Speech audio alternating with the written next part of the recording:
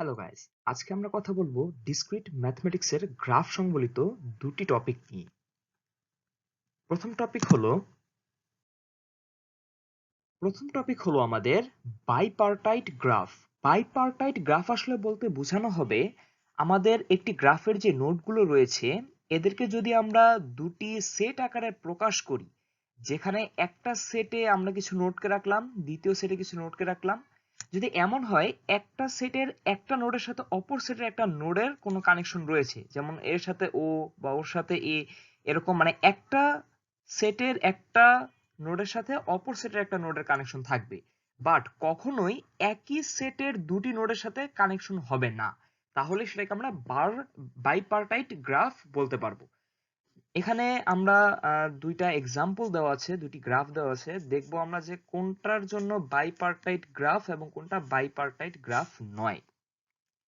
প্রথম যে এক্সাম্পলটা আছে সেখানে আমরা যদি খেয়াল করি, আমাদের এই ধরনের গ্রাফ দেওয়া থাকলে আমরা কিভাবে বুঝবো সেটা বাইপার্টাইট গ্রাফ কিনা। সেটা খুব সিম্পলি যদি আমরা দেখতে চাই, এখান থেকে আমরা যে কোনো একটা নোডকে প্রথমে সিলেক্ট করে নিব।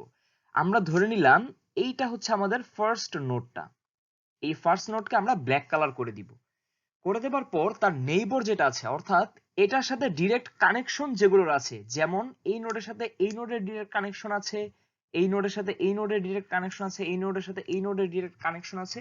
তো এদেরকে আমরা একটা অন্য কালারে আমরা এটাকে দিয়ে দেব। যেমন এটাকে যদি আমরা ব্ল্যাক দেই, এটাকে আমরা দিয়ে দিলাম হোয়াইট, এটাকে আমরা হোয়াইট দিয়ে দিলাম, এটাকে আমরা হোয়াইট দিয়ে দিলাম, এটাকে আমরা হোয়াইট দিয়ে দিলাম।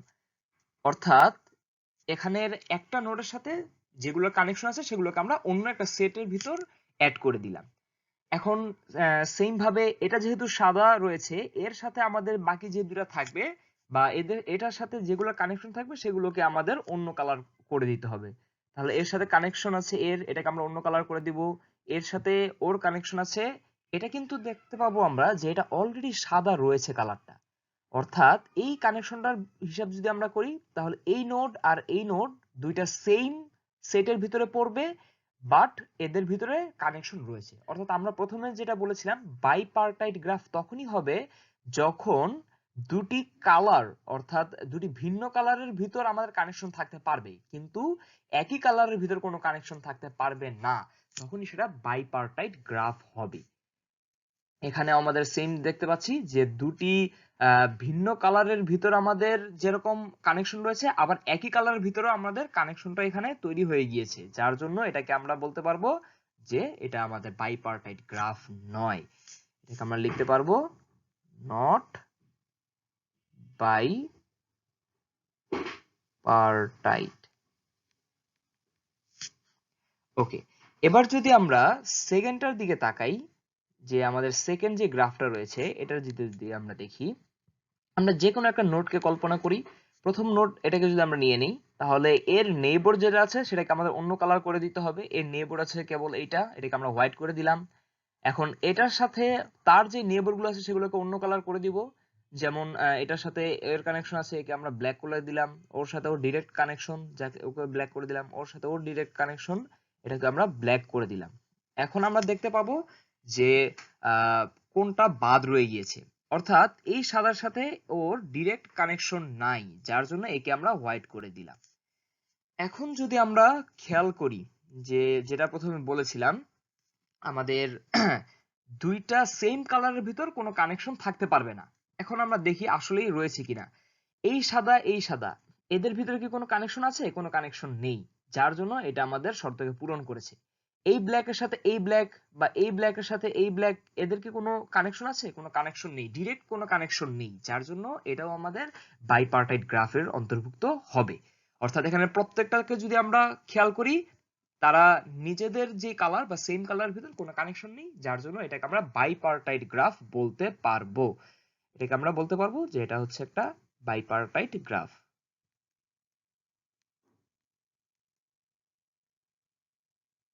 এটা একটা বাইপার্টাইট গ্রাফ। ব্যাস, এই ছিল আমাদের প্রথম এক্সাম্পলটা।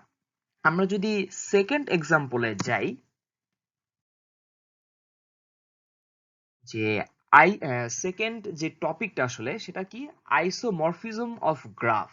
আচ্ছা, আইসোমরফিজম অফ গ্রাফ বলতে বোঝানো হবে আমাদের দুইটা গ্রাফ দেওয়া থাকবে, যে কোনো ধরনের দুইটা গ্রাফ দেওয়া থাকতে পারে। তো গ্রাফ 1 এবং গ্রাফ 2 এই দুইটাকে আমরা কখন আইসোমরফিক বলতে পারবো? এই গ্রাফ দুটাকে তখনই আমরা আইসোমরফিক বলতে পারবো যখন দুটি গ্রাফের ভিতর নাম্বার অফ ভার্টেক্স এর সমান হবে, নাম্বার অফ এজেস এর পরিমাণটা সমান হবে, ডিগ্রির সিকোয়েন্স অর্থাৎ প্রথম গ্রাফের যে ডিগ্রির ভ্যালুগুলো থাকবে, দ্বিতীয় গ্রাফের যে ডিগ্রির ভ্যালুগুলো থাকবে তাদের সিকোয়েন্সটা আমাদের সেম হতে হবে, এবং তার সাথে ম্যাপিংটা আমাদের সেম হতে হবে। ম্যাপিং বলতে কি বোঝানো হচ্ছে সেটাকে আমরা এক্সাম্পল দিলে খুব ভালো করে বুঝতে পারবো। স্বাভাবিকভাবে ম্যাপিং বলতে আসলে বোঝানো হবে যে প্রথম গ্রাফের একটা নোড অন্য যেই কয়টা নোডকে কানেক্ট করছে, দ্বিতীয় গ্রাফের সেম ওই নোডটা আমাদের কি ওই সেম সংখ্যক নোডকে কানেক্ট করছে কিনা, এইটা আসলে আমরা ম্যাপিং দিয়ে বুঝে থাকি। তো আমরা এখন চলে যাব আমাদের যেই ডিরেক্ট ইয়াতে রয়েছে, এক্সাম্পলটা রয়েছে সেখানে।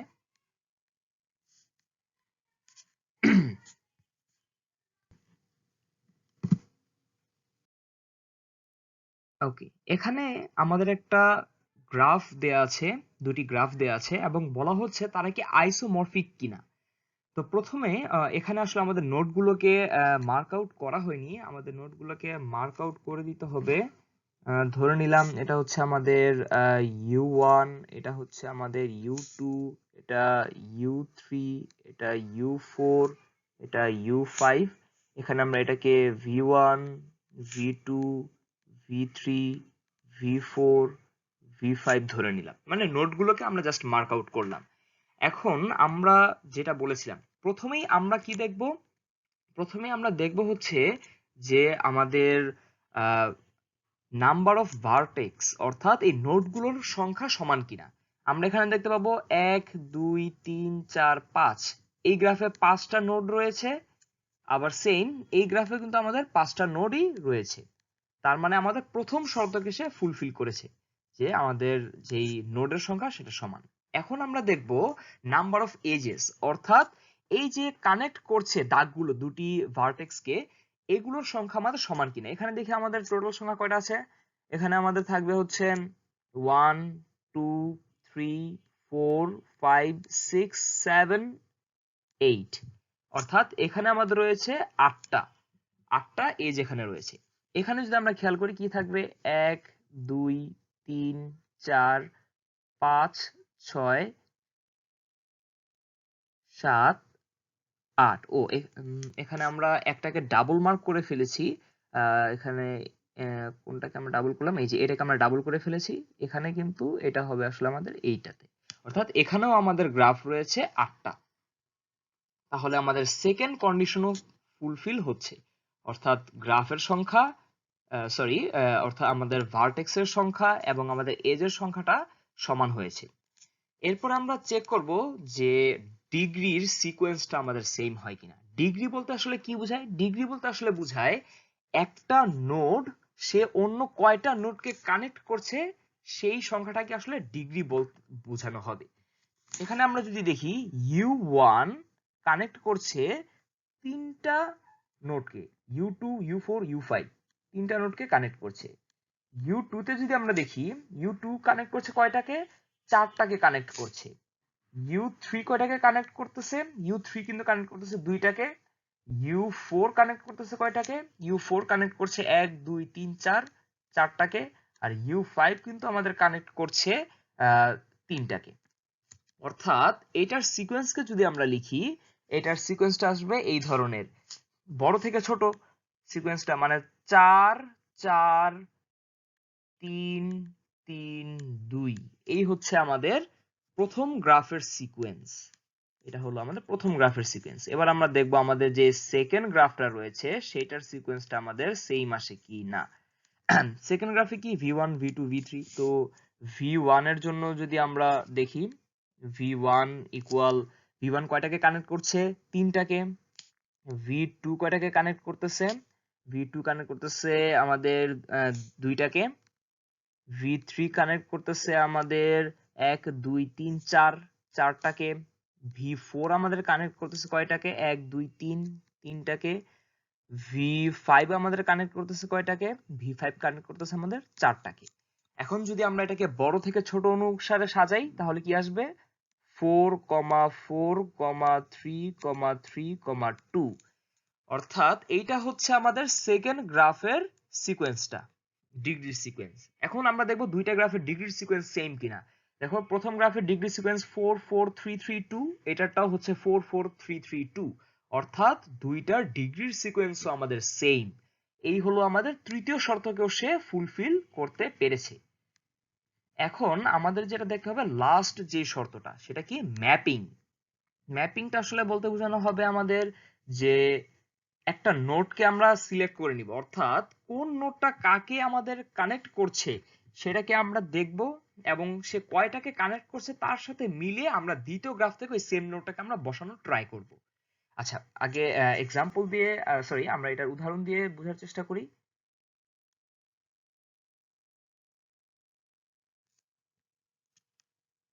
এখন একটা নোড কয়টাকে কানেক্ট করছে সেটাকে আমরা ম্যাপিং এর মাধ্যমে কিভাবে দেখাবো সেটাকে একটু বোঝার ট্রাই করি। প্রথমে আমরা U1 কে নিলাম, U1, U2, U3, U4, U5 সবগুলো নোডকে আমরা প্রথমটার জন্য লিখলাম। এরপর আমরা সমান চিহ্ন দিব সবগুলোর সাথে। ওকে, এবার আমরা দেখব U1 কয়টাকে কানেক্ট করছে। U1 কানেক্ট করছে 3টাকে, 1, 2, 3। ঠিক সেম জিনিসটাই আমরা এই সেকেন্ড গ্রাফের যদি তাকাই, এখানে আমাদের কোন নোডগুলো 3টাকে কানেক্ট করতেছে? V4টা আমাদের কানেক্ট করতেছে 3টাকে, সেই সাথে সাথে আমাদের V1টা আমাদের কানেক্ট করছে 3টাকে। তো আমরা U1 এর জায়গায় V1 অথবা V4 দুইটা থেকে যে কোনো একটাকে আমরা এখানে বসাতে পারবো। তো আমরা এখানে V1 কে বসালাম। এবার আমরা দেখব U2 কানেক্ট করছে কয়টাকে? 1, 2, 3, 4 চারটাকে কানেক্ট করতেছে। তো এই গ্রাফের ভিতর চারটাকে কানেক্ট করে এমন কোন কোন নোডগুলো আছে? V3 আর V5 দুইটার থেকে যে কোনো একটাকে আমরা বসাতে পারবো। তো আমরা এখানে V3 কে বসিয়ে দিলাম। এবার U3 কানেক্ট করছে দুইটাকে, আর এখানেও দুইটাকে কানেক্ট করছে V2, বসিয়ে দিলাম তার জায়গায় V2 কে। U4 কানেক্ট করছে চারটাকে, এখানে V5 কানেক্ট করতেছিল চারটাকে, তাহলে এখানে আমরা V5 যেটা অবশিষ্ট তাকে বসিয়ে দিলাম। U5 কানেক্ট করতেছিল 3টাকে, আর এখানে আমাদের যেটা অবশিষ্ট রয়ে গেছে V4 সেটাও কিন্তু কানেক্ট করতেছে 3টাকে। ব্যাস, এই হচ্ছে আমাদের ম্যাপিং এর প্রথম স্টেপটা ডান হয়েছে। অর্থাৎ কোন নোড কয়টাকে কানেক্ট করতেছে সেই অনুযায়ী আমরা দুইটা গ্রাফকে সমান আকারে লিখলাম। এবার আমাদের যেটা জানতে হবে সেটা হলো U1, U2 এই দুইটার ভিতর রিলেশনটা কি, এদের ভিতর কি মানে এরা কি এজ এর মাধ্যমে মিল আছে কিনা এটা আমাদের দেখতে হবে। U1, U2 তারা কিন্তু একটা এজ এর মাধ্যমে মিল আছে, তাহলে অবশ্যই V1 এবং V3 এটাকেও আমাদের এজ এর মাধ্যমে মিল থাকতে হবে। আমরা এই গ্রাফে দেখি V1, V3 এটা কিন্তু একটা এজ এর মাধ্যমে মিল আছে, অর্থাৎ প্রথমটা আমাদের সফলভাবে সঠিক হয়েছে ম্যাপিংটা। দ্বিতীয়টার জন্য U2, U3 তাদের ভিতর কি ডিরেক্ট কানেকশন আছে? হ্যাঁ, ডিরেক্ট কানেকশন আছে। তাহলে এখানের যে দুইটা আছে তাদের সমান সমান V3, V2 এদের ভিতর ডিরেক্ট কানেকশন থাকতে হবে। অর্থাৎ V2, V3 হ্যাঁ ডিরেক্ট কানেকশন আছে, তাহলে এটাও আমাদের ফুলফিল করেছে শর্ত। আবার আমরা দেখব U3 এর সাথে U4 এর ডিরেক্ট কানেকশন আছে কিনা। U3 এর সাথে U4 এর ডিরেক্ট কানেকশন আছে, তাহলে V2 এর সাথে V5 এরও আমাদের ডিরেক্ট কানেকশন থাকতে হবে। দেখি V2 এর সাথে V5 হ্যাঁ ডিরেক্ট কানেকশন আছে, অর্থাৎ এই শর্ত আমাদের ফুলফিল হয়েছে। আবার আমরা দেখতে পাবো যে U5 এর সাথে U4 এর ডিরেক্ট কানেকশন আছে কিনা। হ্যাঁ, U5 এর সাথে U4 এর ডিরেক্ট কানেকশনটা আছে, তাহলে আমাদের V5 এর সাথেও V4 এর কানেকশন থাকতে হবে। এই যে V5 এর সাথে V4 এর কানেকশনটা রয়েছে। অর্থাৎ ম্যাপিংটা আসলে দুই ভাবে করতে হবে আমাদের, একটা হলো নোড দিয়ে, আরেকটা হলো তাদের এজ দিয়ে। যদি দুইটা থেকে একটা আমাদের ফুলফিল করে আরেকটা যদি না করে তাহলে কিন্তু এটাকে আমরা আইসোমরফিক বলতে পারবো না। অর্থাৎ আমাদের পূর্বের যে চারটা শর্ত ছিল যে ভার্টেক্সের সংখ্যা সমান হতে হবে, এজের সংখ্যা সমান হতে হবে, ডিগ্রির সিকোয়েন্স সমান হতে হবে, এবং তাদের ম্যাপিংটা সমান হতে হবে, এই চারটার ভিতর যদি একটা কন্ডিশন আমাদের ফুলফিল না করে দুটি গ্রাফ, তাহলে দুটি গ্রাফকে আমরা আইসোমরফিক বলবো না। কেবল এই চারটা কন্ডিশনকে ফুলফিল করলে আমরা বলবো দুটি গ্রাফ আইসোমরফিক। তো এই ছিল আজকের ডিসকাশনটা, আশা করি এটা আপনাদের জন্য হেল্পফুল হয়েছে।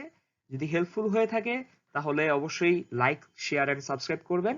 আর কোনো কনফিউশন থাকলে কমেন্ট সেকশনে জানাবেন। দেখা হবে পরবর্তী ভিডিওতে।